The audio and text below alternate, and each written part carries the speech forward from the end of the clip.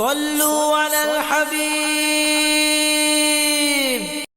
سلیمان علیہ السلام کا ذکر ہے، وہ داؤد علیہ السلام کے وارث تھے، بیٹے تھے، اور انہیں پرندوں کی بولیاں سکھائی گئیں۔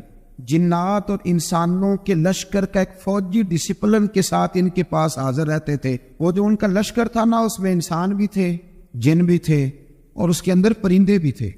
ان کا لشکر تھا، وہ ہمیشہ ان کے پاس رہتے تھے۔ حضرت سلیمان علیہ السلام گزر رہے تھے تو ایک مقام سے آپ گزرے جہاں چیونٹیاں بڑی کثرت کے ساتھ تھیں۔ تو ایک چیونٹی جو ان چیونٹیوں کی سردار تھی، ان چیونٹیوں کی بڑی تھی، اور مفسرین کرام نے یہ بھی لکھا ہے کہ وہ تھی بھی، ایک آنکھ اس کی کوئی نہیں تھی، ایک ٹانگ اس کی کوئی نہیں تھی، لیکن اس حال میں بھی وہ چیونٹی جو تھی وہ چیونٹیوں کی قیادت کر رہی تھی۔ تو حضرت سیدنا سلیمان علیہ السلام کا لشکر جب وہاں سے گزرا تو وہ کہنے لگی یا ایھا النمل ادخلوا مساکنکم، کہنے لگی چیونٹیوں اپنے بلوں میں گھس جاؤ، کہیں ایسا نہ ہو کہ سلیمان علیہ السلام کا لشکر بے دہانی میں سلیمان کا لشکر توجہ نہ کرے اور تمہیں پاؤں کے نیچے مسل دے، لہذا اس طرح کرو کہ تم اپنے اپنے بلوں میں گھس جاؤ۔ حضرت سلیمان ابھی 3 میل دور تھے، تمام مفسرین نے لکھا ہے 3 میل دور تھے، تو وہاں سے چیونٹی بولنی، تو قرآن کہتا ہے کہ حضرت سلیمان اس کی بات سن کے ہنس پڑے، فتبسم ضاحکا، آپ اس کی بات سن کے ہنس پڑے۔ دیکھو یہ چیونٹی کیا کہہ رہی ہے، ذرا غور کرنا بات پر کہ حضرت سلیمان 3 میل دور فاصلے پر چیونٹی کی بات بھی سن لیتے۔ مولوی نے قرآن کی آیت پکی یاد کر لی، انا بشر مثلکم، کہتا ہے حضور نے کہا میں تمہاری طرح کا بشر ہوں، نبی ہماری طرح ہوتے ہیں جی۔ تو وہ تو 3 میل دور چیونٹی کی آواز سن لیتے تھے، اس کے کان میں چیونٹی رکھو بلا، اسے کہو کہ بتا بلا کیا کہتی ہے، وہ جو بتائے گا پھر دوڑ لگا دے گا شاید۔ کان میں رکھو اس کو، کہو بتا چیونٹی کیا کہتی۔ اور اگر یہ لفظ نہ ہوتے قرآن کے کہ جب انہوں نے سنا تو ہنس پڑے، یہ جملے نہ ہوتے تو شاید اس کو بھی نہ مان، لیکن حضرت سلیمان نے سنی چیونٹی کی بات، اور اب اگلی بات کہنے لگا ہوں، بڑے خوبصورت لفظ لکھے ہیں مفسرین نے، فرماتے ہیں دیکھو ایک چیونٹی نے ایک جملہ بول کے اپنے قبیلے کی خیر خواہی کی، تو رب نے اس کا جملہ بھی قرآن میں بیان فرما دیا۔ تو جو ساری زندگی لوگوں کو جملے بول بول کے کہے رب رسول کی طرف آ جاؤ، تو اللہ قیامت میں اس کی بات کو قائم نہیں فرمائے گا۔ جو بھی کسی کی خیر خواہی کرے وہ ایک جملہ بول کے کرے، اور وہ بھی چیونٹی، تو اگر اللہ اس کا ذکر قرآن میں باقی رکھتا ہے تو میں اور آپ اگر کسی کی خیر خواہی کریں گے تو انشاءاللہ ذکر باقی رہے گا۔ شرط یہ ہے کہ کرے خیر خواہی کرو، کسی کی ایک جملہ بول کے بھی کرو، چیونٹی بھی ہو تو اللہ قرآن میں ذکر باقی فرما دیتا ہے۔ تو اللہ تبارک و تعالیٰ نے اس بات کا ذکر قرآن مجید میں فرمایا، اس پر کئی کچھ لکھا ہے۔ اسی طرح سے ایک بات اور لکھی ہے ہمارے مفسرین نے کہ حضرت سلیمان ایک دن اسی طرح نکلے، قحط پڑ گیا تھا، بارش نہیں ہوتی تھی، تو حضرت سلیمان باہر میدان میں نکلے دعا کرنے کے لیے، خشک سالی۔ تو جب آپ گئے تو ایک چیونٹی اپنے پر پھیلا کے دعا مانگ رہی، تو رب کریم نے فرمایا سلیمان آپ واپس چلے جائیں، بارش آ جائے گی پر آئے گی چیونٹی کی دعا پہ۔ تو حضرت سلیمان نے عرض کی مولا میں بھی تو اتنا لشکر لے کے آیا ہوں نا، تو چلو ہمیں بھی دعا کر لینے دے، تو چیونٹی کی دعا پہ برسا دینا پر دعا کر لینے دے۔ فرمایا نہیں، آپ واپس جائے دعا نہ مانگے۔ یا اللہ کیوں؟ فرمایا چیونٹی کا دل ٹوٹ جائے گا، وہ تو کہے گی کہ یہ سلیمان کے لشکر دعا پہ پھر بارش آئی ہے، تو آپ نہ کرے تاکہ اس کے دل میں یہ بات رہے کہ نہیں میرے رب نے میری دعا پہ بارش فرمائی۔ آپ جائیں، آج بارش آئے گی پر آئے گی چیونٹی کی دعا پہ۔ تو جو چیونٹی بارش کی دعا کرے قوم کے لیے، اللہ اگر اس کا ذکر قائم رکھتا ہے، تو جو اپنی قوم کے لیے ہدایت کی دعا کرے، اور کبھی کبھی گردن جھکا کے دیکھا کرو کہ دل میں رسول اللہ کی امت کا درد اگر کہیں حضور کی امت کا درد ہے تو پھر انشاءاللہ ذکر قیامت تک باقی رہے، پھر انشاءاللہ قیامت تک آنے والی نسلیں بھی آپ کا ذکر کرے گی اگر حضور کی امت کا درد سینے میں موجود ہے۔ اسی طرح سے پھر حضرت سلیمان کے لشکر میں نا ایک ہدہد نامی پرندہ بھی تھا، لشکر کا کارکن تھا پرندہ، ہدہد غائب تھا۔ تو حضرت سلیمان کہنے لگا کدھر گیا وہ ہدہد، نظر نہ آج آیا، سخت سزا دوں گا، یہاں تو کوئی اچھی خبر لائے گا، چونکہ وہ ہدہد پرندہ جاتا تھا تو خبریں لا کے دیتا تھا، ورنہ سزا دوں گا۔ اتنی دیر میں ہدہد بھی آ گیا۔ تو یہ پرندے جو کارکن ہوتے ہیں بڑے سیانے ہوتے ہیں، کبھی بندہ ناراض ہو تو صحیح خبریں لے آتے، تو صحیح خبر لے کے آ گیا۔ آتے ہی آ کے بیٹھا تو اس نے حضرت سلیمان علیہ السلام نے کہا کہاں تھے؟ عرض کرنے لگا حضور میں ملک سبا گیا تھا، وہاں ایک عورت حکمرانی کرتی، اس کا نام بلقیس ہے، بہت بڑے تخت پہ بیٹھتی ہے، 80 گز اس کا تخت لمبا ہے، 40 گز چوڑا ہے، اور شاید 80 من کے 80 ٹن اس کا وزن ہے۔ تو حضور وہ سورج کو پوچھتے، حضرت سلیمان نے فوراً خط لکھا، فرمایا جا کے اسے میرا خط دے دو کہ یا تو کلمہ پڑھ کے ہماری فرما بردار بن جائے ورنہ تیار ہو جائے، جو اللہ کے غیر کو پوچھتے ہیں ہم ان کے خلاف جنگ کریں۔ وہ جب لے کے گئے نا خط، یہ حدود گیا تو وہ میٹنگ کر رہی تھی، اس کے وزیر مشیر سارے بیٹھے تھے، اس نے جا کے خط پھینک دیا ملکہ بلقیس کی جھولی میں، اس نے خط پڑھا تو ڈر گئی، وزیروں کو بلایا۔ حضرت سلیمان، قرآن کہتا ہے حضرت سلیمان نے کہا تھا خط پھینک کے نا تو سائڈ پہ ہو کے سننا، وہ کیا کہتا، بندوں کے لیے منع ہے، پرندوں کے لیے جائز ہے، بندوں کے لیے منع ہے سائڈ پہ ہو کے سننا۔ ہاں جس کی جاسوسی کی ڈیوٹی ہو، کفر کی جاسوسی، اس بندے کے لیے بھی جائز ہے۔ تو یا ایک تو وہ پرندے تھے، دوسرا کفر کی جاسوسی کر رہے تھے، سائڈ پہ ہو کے سننے لگے۔ تو ملکہ بلقیس کہنے لگی اب کیا کرنا ہے، یہ خط آیا ہے۔ تو وہ کہنے لگے ہم تیار ہیں، آپ حکم کریں، ہم لڑنے کو تیار ہیں، لڑیں گے۔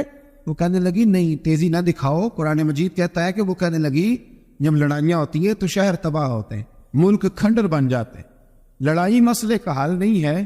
انہوں نے کہا کہ میں نبی ہوں، ایک دفعہ آزما لیتے ہیں کہ نبی ہیں کہ نہیں، معاذ اللہ آزما لیتے ہوں۔ کہا کیسے؟ کہنے لگی تحفے تائے بھیجتے ہیں، اگر مال پر دل للچا گیا تو پھر نبی نہیں بادشاہ ہے، اور اگر مال پر دل للچایا نہ تو پھر اللہ کے کامل بندے۔ یہ فرق اس نے اس وقت بیان کیا۔ اس نے 500 کنیزیں، 500 غلام، بڑے شاندار لباس پہنا کے، 500 گھوڑا بڑا تگڑا، اس کے اوپر مال و اسباب رکھ کے تیاری کرا کے حضرت سلیمان کی طرف بھیجا۔ خود پہلے سے خبر لے کے آ گیا حضور، اس نے یہ پروگرام بنایا ہے۔ وہ جب آیا سارا کچھ تو حضرت سلیمان دیکھ کے جلال میں آ گئے، فرمانے لگے اسے جا کے کہہ دو تو مجھے کیا تحفے بھیجے گی، میرے رب نے مجھے مالا مال فرمایا ہوا ہے، نے مالا مال کیا میرے مالک نے، جا اسے جا کے کہہ تو کیا تحفے دے گی۔ جب رب دیتا ہے تو پھر کوئی کمی نہ وہ نہیں چھوڑتا۔ بندے کیا دے سکتے ہیں، بندے تو بیچارے 10 دے کے تو 10 دن ان کی آنکھیں نہیں کھلتی۔ فرمایا مجھے اللہ نے جو دیا ہے کیا بات ہے اس کے دینے کی، تو فرمایا اسے کہو یا فرما بردار ہو کے آ جائیں یا جنگ کے لیے تیار ہو جائے، ہم اسے اس کے شہر سے ذلیل کر کے نکال دیں گے۔ اس نے جا کے جب پیغام دیا تو اور ان لوگوں نے بھی آ کے بتایا کہ وہاں تو ہم عجیب منظر دیکھ کے آئے ہیں کہ جانور بھی ہاتھ باندھے کھڑے ہیں، وہاں تو جنات، سرکش جنات کھڑے، وہ بادشاہ نہیں وہ نبی ہے، وہ جو 500 غلام اور 500 کنیزیں گئی تھی حوال سنایا۔ تو ملکہ بلقیس نے پھر خط لکھا کہ میں فرما بردار ہو کے آ رہی، مانا کیا ہے میں کلمہ پڑھنے کے لیے آ رہی۔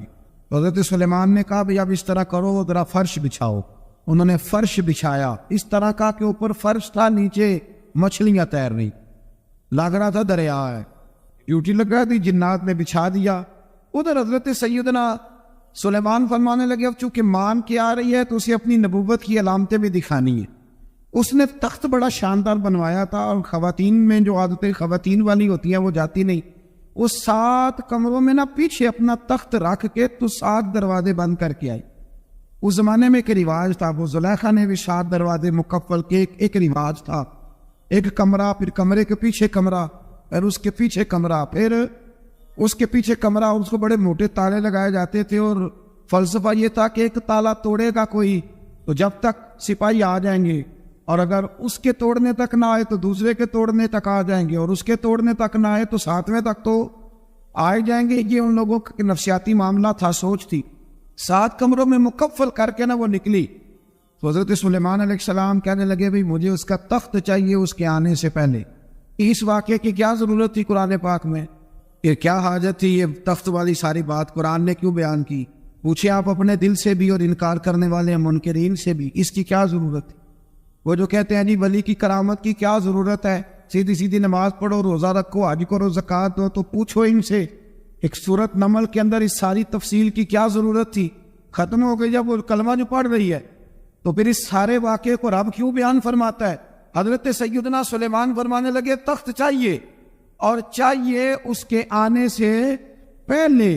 قال عفریت من الجن، جنوں میں سے بہت بڑا جن بولا، کہنے لگا حضور آپ کا یہ تخت برخاست ہونے سے پہلے لے آؤں گا۔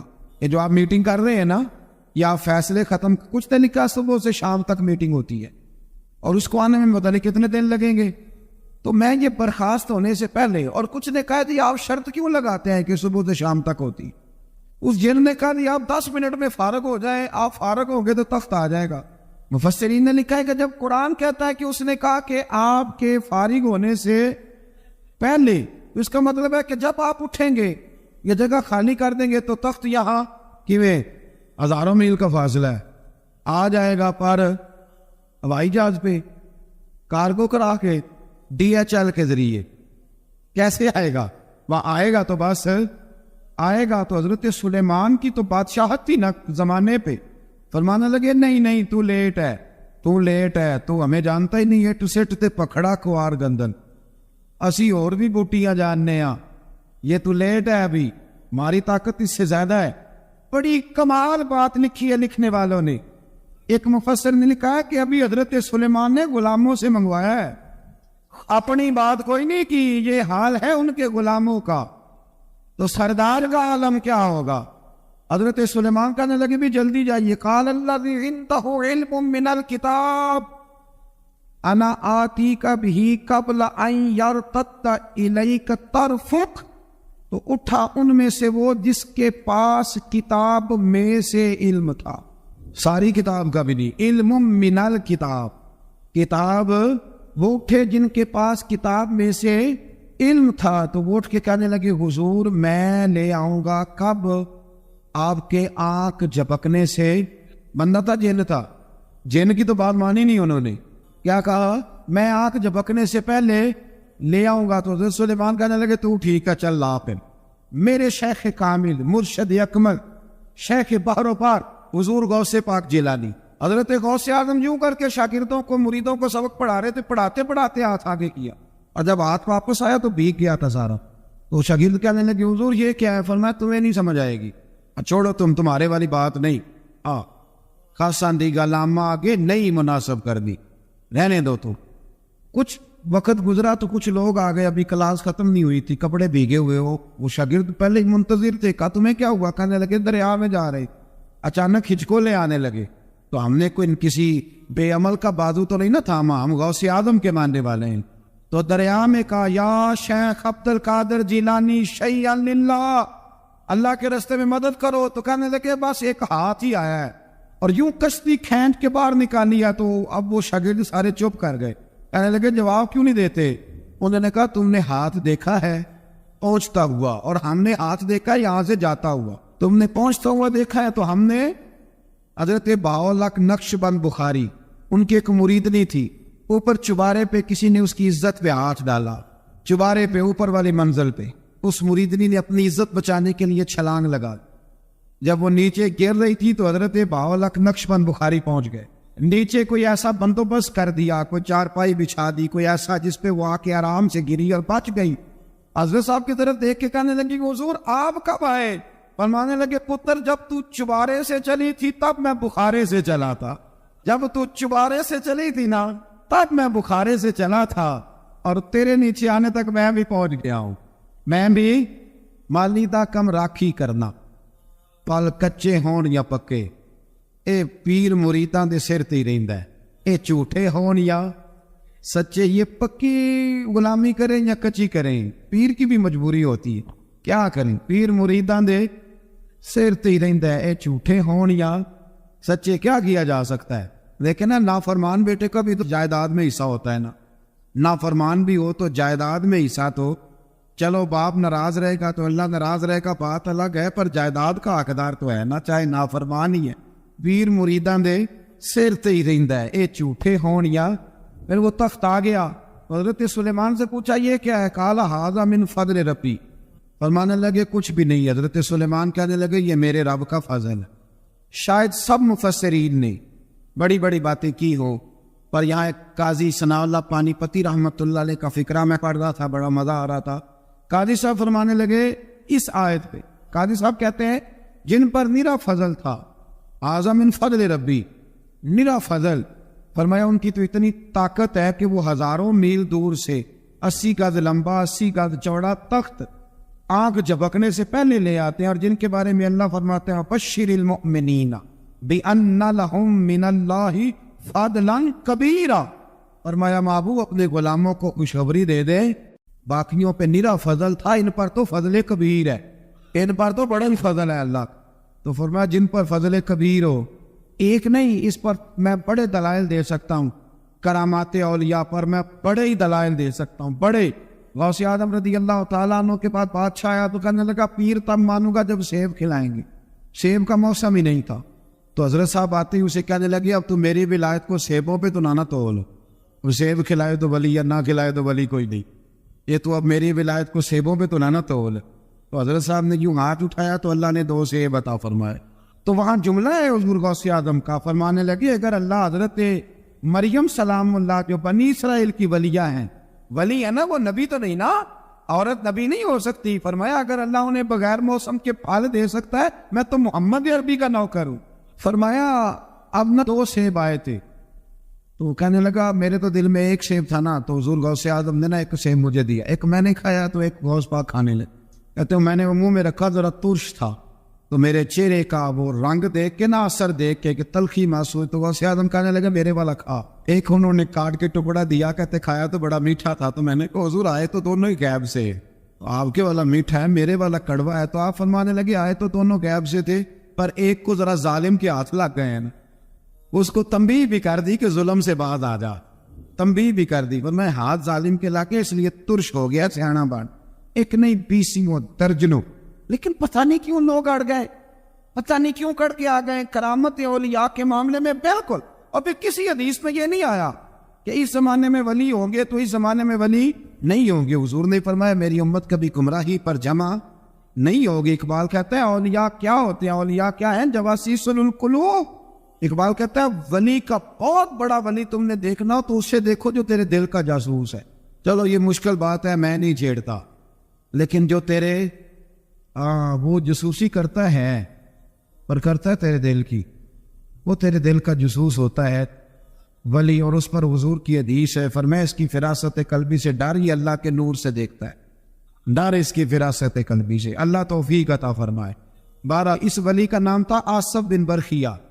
آصف بن برخیہ یہ حضرت سلیمان کے وزیر تھے۔ وہ آئی ملکہ بلقیس، اور جب وہ آئی نا تو اس نے دیکھا کہ یہ تو آگے سامنے حضرت سلیمان بیٹھے ہیں، اور جو رستہ ہے نا درمیان میں وہ فرش ہے کہ دریا ہے سمجھ نہیں آ رہی، تو اس نے نا اپنا یوں کر کے اوپر کپڑا اٹھانا شروع کر دیا کہ نیچے پانی ہے۔ حضرت سلیمان کہنے لگے چلتی آ، نیچے کچھ بھی نہیں۔ اس نے پیر رکھا، نیچے مچھلیاں بھی تیرتی جا رہی تھی۔ حضرت سلیمان علیہ الصلوۃ والسلام، آج بھی اللہ نے توفیق دیا نا، لوگوں نے اس طرح کی تعمیرات بعد میں کی ہیں، لیکن اس کے موجد، اس کے پہلے بنانے والے حضرت سلیمان ہیں اللہ کی دی ہوئی توفیق سے۔ تو وہ ملکہ آپ کے پاس آئی، پھر وہ آپ کی فرما بردار ہو گئی، اور بعد مفسرین نے یہ لکھا ہے کہ اس نے جب کلمہ پڑھا تو پھر اس کا نکاح بھی حضرت سلیمان سے۔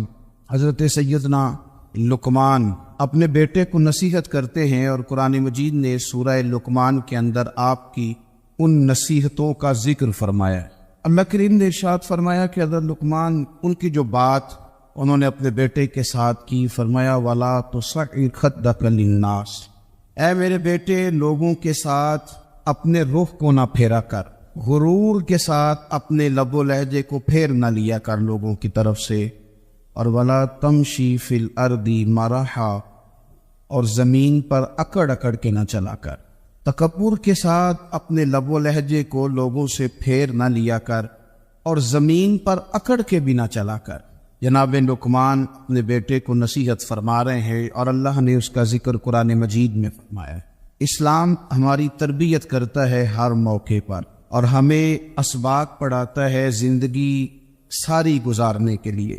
انسان کی بات کا دوسرے پر بڑا اثر ہوتا ہے، لیکن اس کی بات کے ساتھ ساتھ اس کے لہجے کا بھی بڑا اثر ہوتا ہے۔ کھانے کا بھی بڑا اثر ہے، لیکن کھانا آپ کس برتن میں رکھ کے دے رہے ہیں اس کا بھی بڑا اثر ہے۔ آپ نے کھانا کس طرح سجایا ہے، کس جگہ کسی کو بٹھایا ہے، اس کا بھی بہت زیادہ اثر ہے۔ اسلام یہ کہتا ہے کہ آپ کا جو لب و لہجہ ہے وہ ہمیشہ اچھے اخلاق والا ہونا چاہیے۔ لہجے جو ہوتے ہیں نا، لہجے، لب و لہجہ، وہ بڑی تاثیر رکھتا ہے، بڑا اثر رکھتا ہے۔ چھوٹا سا بچہ ہوتا ہے، دودھ پیتا ہے، ابھی نونہال بچہ ہے چھوٹا سا، ابھی اسے پتہ نہیں ہے کہ کون سی بات کا کیا معنی ہے، اسی بچے کے آپ نے گال پہ محبت کے ساتھ ہاتھ پھیرا تو وہ ہنس دیتا ہے، لیکن اگر آپ غصے کے ساتھ اس کی گال پہ ہاتھ لگاتے ہیں تو وہ رو دیتا ہے۔ آپ میری بات کو سمجھیں گے، ابھی اس کو لفظوں کے مفاہیم کا نہیں پتا، معانی سے ابھی وہ آگاہ نہیں ہے، معانی نہیں جانتا، پر آپ نے کس لہجے کے ساتھ اس سے پیار کیا یہ اسے پتا ہے۔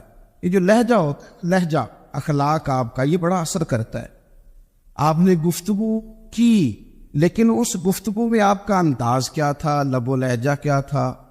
کچھ لوگ کہتے ہیں میں نے کوئی غلط بات کی ہے، بالکل ٹھیک بات کی ہے، بھئی آپ کی بات ٹھیک تھی پر آپ کا انداز ٹھیک نہیں تھا۔ جہاں بات ٹھیک ہونا ضروری ہے نا، وہاں انداز ٹھیک ہونا بھی بڑا ہی ضروری۔ آپ کے لہجے کا خوبصورت ہونا اور آپ کے لفظوں کا حسین ہونا بھی بڑا ہی ضروری ہے۔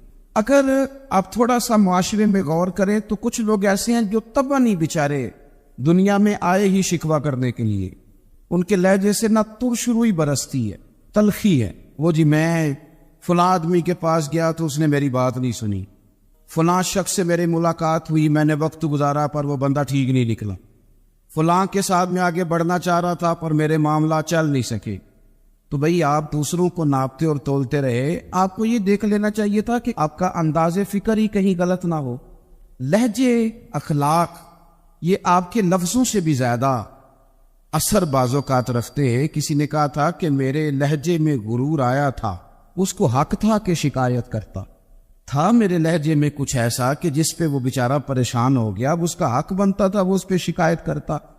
تو میرے عزیز، آپ بات کو یاد رکھیں گے کہ جو اخلاق ہے، آپ کا جو اخلاق ہے، جو آپ کا کردار ہے، وہ اپنی ایک خوبصورتی رکھتا ہے۔ اس لیے میرے نبی پاک صلی اللہ تعالی علیہ وآلہ وسلم نے فرمایا تم میں کامل مومن وہ ہے جس کا اخلاق زیادہ اچھا ہے۔ جو کہانیاں زیادہ سناتا ہے وہ نہیں، جو اپنی خدمات زیادہ بتاتا ہے وہ نہیں، جو باقی سب کی نفی کر کے کہتا ہے کہ دنیا میں کوئی بندہ ٹھیک نہیں، صرف میں ٹھیک ہوں، وہ والا بندہ نہیں، بلکہ فرمایا جس بندے کا اخلاق زیادہ اچھا ہے۔ اخلاق دیکھیں، یہ جو آپ کا لہجہ ہوتا ہے نا، یہ بہت زیادہ اثرات مرتب کرتا ہے آپ کے گھر پہ بھی، باہر۔ آپ اگر اپنی گفتگو میں باڈی لینگویج کو تھوڑا سا اچھا رکھیں، کچھ لوگ ایسے ہوتے ہیں جو بات بڑی صحیح کرتے ہیں پر کچھ زیادہ ہی باتیں کرتے ہیں، تو وہ زیادہ باتیں کرنے کی وجہ سے ان کی جو صحیح باتیں ہوتی ہیں ان کا بھی وزن خراب ہو جاتا ہے، کیونکہ وہ زیادہ باتیں کرتے ہیں، ہر وقت بولتے ہیں، ہر وقت بات کرتے ہیں، تو جب وہ ٹھیک بات بھی کر رہے ہوں تب بھی ان کی بات کا لوگ اثر قبول نہیں کرتے۔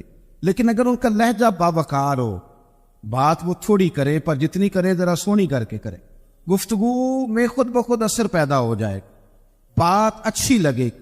اخلاقی رویے اگر لوگوں کے زیادہ اچھے ہو جائیں، ایک تو مسکرانے کا بل کوئی نہیں آتا، اس کے پیسے کوئی نہیں لگتے، اور یہ بھی شکر ہے ابھی تک اس پر ٹیکس بھی کوئی نہیں، یہ بھی مقام تشکر ہے۔ تو اگر آپ بات کریں اور اس میں تھوڑی سی مٹھاس پیدا کر لیں، آپ تھوڑی سی بات میں نا مٹھاس، میرے ایک کلاس فیلو ہے تو وہ تقریر کر رہے تھے اور میں سن رہا تھا، تو مجھے بعد میں کہنے لگے آپ تبصرہ کریں میں نے کیسی تقریر کی ہے۔ یہ ہوتا ہے نا جی، بعض اوقات دوست بیٹھتے ہیں بے تکلف تو کئی دفعہ کچھ باتیں ایسی ایک دوسرے کے ساتھ کرتے، تو مجھے کہنے لگی آپ بتائیں کہ میں بات کر رہا تھا تو کیسی تھی؟ تو میں نے کہا جب آپ بات کر رہے تھے تو میں ڈر رہا تھا، مجھے لگ رہا تھا کہیں آپ لڑ نہ پڑے، یہی آپ اطمینان سے بات کریں، آپ تسلی سے بات کریں، آپ خندہ پیشانی کے ساتھ بات کریں۔ میرے نبی پاک صلی اللہ تعالی علیہ وسلم نے فرمایا، مسلم شریف کی حدیث ہے، حضور فرماتے ہیں نیکی کو کبھی چھوٹا نہیں سمجھنا، نیکی کو حقیر نہیں سمجھنا، کچھ نہ ہو سکے تو اپنے بھائی سے مسکرا کے بات ہی کر لیا کرو، بات کرو تو تمہارے لہجے میں ترش روئی نہ ہو۔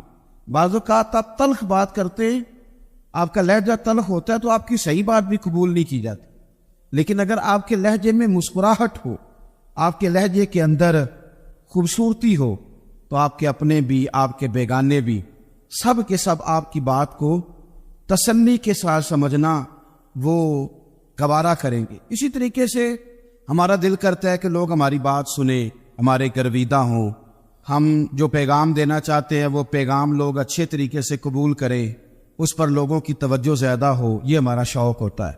اور دنیا میں اب تو فیمس ہونے کا شوق بڑا بڑھ گیا ہے، اب بڑا بڑھ گیا، اب تو لوگوں کو نا شاید لوگ مقبولیت اسی کا نام لیتے ہیں کہ میرے اتنے لائکس ہیں، اتنے فالور ہیں، اتنے سارے لوگ ہیں تو شاید میں بڑا مقبول ہوں. یاد رکھنا قابلیت سے زیادہ قبولیت ضروری ہوتی ہے. فالور کیا کریں گے اگر رب بھی راضی نہ ہوا؟ لائکس کیا کریں گے؟ اگر تو قبول ہو جائے تو پھر چلو کسی لائکس کا بھی فائدہ ہے, کسی فالور کا بھی. اور اگر قبول نہ ہو تو پھر کوئی فائدہ. جنوں پریتم اپنا آنکھ ہی نہ وہ اجے سہاگن ہو ہی نہیں. تو جب وہ قبول کر لے پھر تو بڑی بات ہے, اور اگر قبولیت نہ ہو تو پھر بڑے بڑے مجمع بھی کوئی فائدہ نہیں دیتے. ہماری خواہش ہوتی ہے کہ لوگ ہمیں جانے, لوگ ہمیں پہچانے, ہمارا بڑا نام ہو, ہمارا بڑا ذکر ہو, ہمارے بڑے تذکرے ہوں. تو میرے نبی پاک صلی اللہ تعالیٰ علیہ وسلم نے ارشاد فرمایا, حضرت ابو ہریرہ رضی اللہ تعالیٰ عنہ روایت کرتے, حضور فرمانے لگے, تم مال کے ذریعے لوگوں کو اپنا گرویدہ نہیں بنا سکتے, پیسے دے کے لوگوں کو پیچھے نہیں لگا سکتے. کتنے کو دو گے؟ دیکھیں نا, پیسوں سے تو بندے کا لالچ شروع ہو جاتا ہے. ایک دفعہ دے, پھر دوسری دفعہ دے, پھر تیسری دفعہ دے. روز دیں گے تو بندہ راضی ہوگا, اور اگر آپ نے 99 دفعہ دیا, ایک دفعہ نہیں دیا تو وہ ناراض ہو جاتا ہے. تو کتنا کو لالچ پورا کریں گے؟ تو حبیب پاک علیہ الصلوۃ والسلام فرمانے لگے, تم پیسے دے کے لوگوں کو اپنا گرویدہ نہیں کر سکتے. ہاں, خندہ پیشانی سے, حسن اخلاق سے ملو گے تو لوگ تمہارے گرویدہ ہو جائیں. تمہارا اخلاق, تمہاری خندہ پیشانی, تمہارا اچھا کردار, یہ لوگوں کو گرویدہ کر سکتا ہے. مال و دولت سے لوگ گرویدہ نہیں ہوتے. تو ہمارا وہ جو روزمرہ کا لوگوں کے ساتھ تعلق ہے, لب و لہجہ ہے, میں نے دیکھا ہے بہت سارے لوگ ایسے ہیں جن کے ساتھ لوگ آنا جانا, ملنا بیٹھنا آہستہ آہستہ چھوڑ دیتے. اور وہ کس لیے چھوڑ دیتے ہیں؟ وہ ان کے رویے کی وجہ سے چھوڑ دیتے, ان کے انداز فکر کی وجہ سے چھوڑ دیتے, ان کے شکووں کی وجہ سے چھوڑ دیتے. مزاج ہوتے ہیں نا ہمارا کہ ہمیں شوق ہوتا ہے تعلق زیادہ لوگوں کے ساتھ ہو, اور پھر یہ بھی شرط ہوتی ہے کہ میں جس کے پاس جاؤں وہ مجھے یہی کہے کہ تو میرے ساتھ ہی پیار کر. ایک صاحب مجھ سے کہنے لگے کہ یہ میں محفل کراتا ہوں, آپ بھی تشریف لائیں, اور میں 20 علماء کو بلا چکا ہوں, اور بڑے بڑے نامور نام انہوں نے میرے سامنے لیے.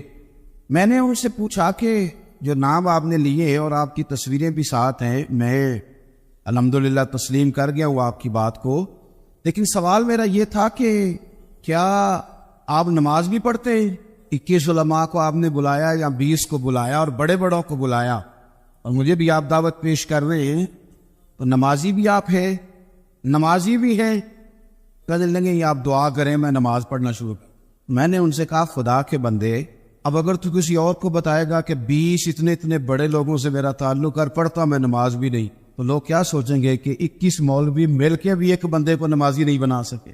تو آپ اپنے لب و لہجے سے صرف باتوں سے گرویدہ کسی کو کر لیں گے؟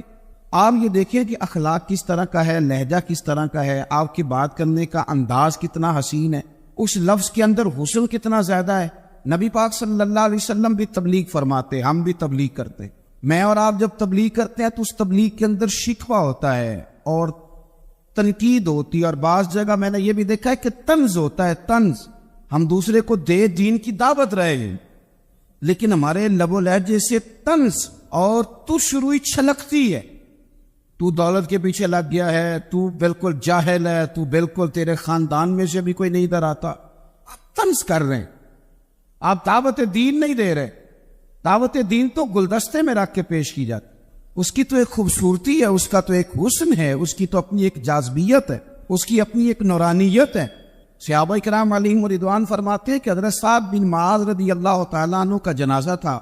اللہ کے پیارے محبوب صلی اللہ تعالیٰ علیہ وسلم نے جنازے کی امامت فرمائی, اور جنازے کی امامت کے بعد ابھی نہ قبر کے تیار ہونے میں کچھ ٹائم باقی تھا, تو حضور زمین پہ تشریف فرما ہوئے.